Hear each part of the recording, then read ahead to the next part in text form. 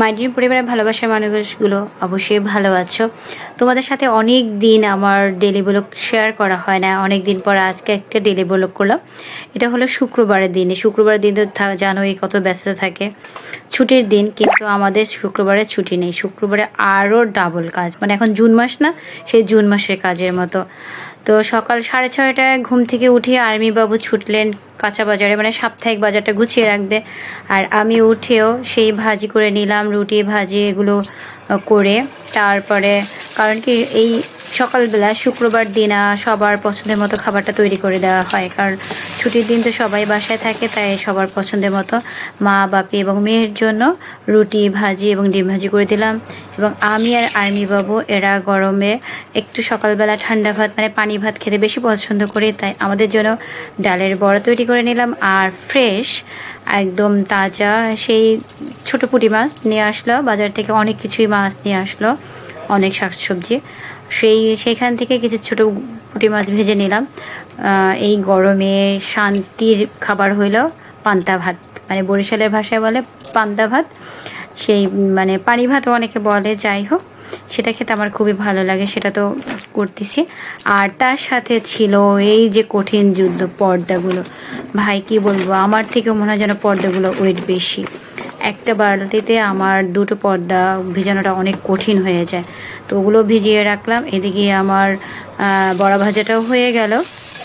তারপর দেখো একদম তাজা ফ্রেশ পুঁটি মাছগুলো, এগুলো ভেজে নিলাম। আমার না এই একদম মুচমুচে ভাজাটা খুব ভালো লাগে।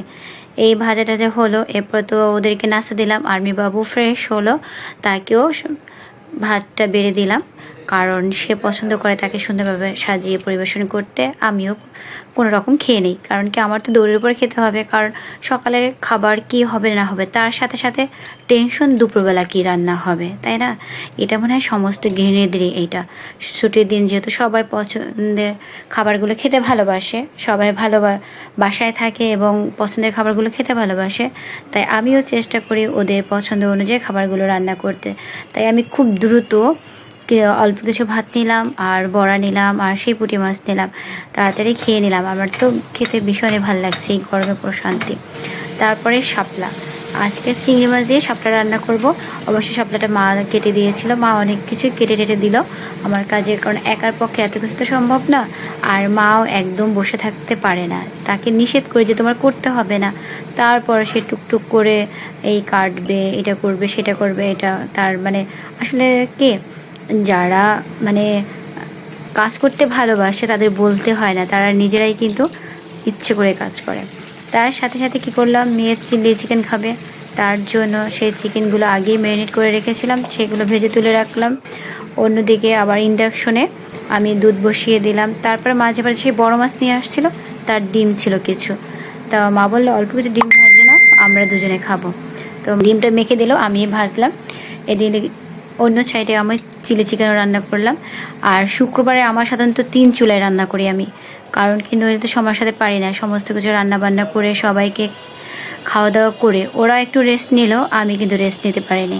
আমি সেই 5টার সময় আবার স্নান করে তৈরি হয়ে গেলাম বিসিএস কম্পিউটার সেন্টারে, কারণ কি আমার ল্যাপটপটা একটু সমস্যা ছিল, তাই আর্মি বাবু আর আমি মেট্রো করে চলে গেলাম সেই বিসিএস কম্পিউটার সেন্টারে।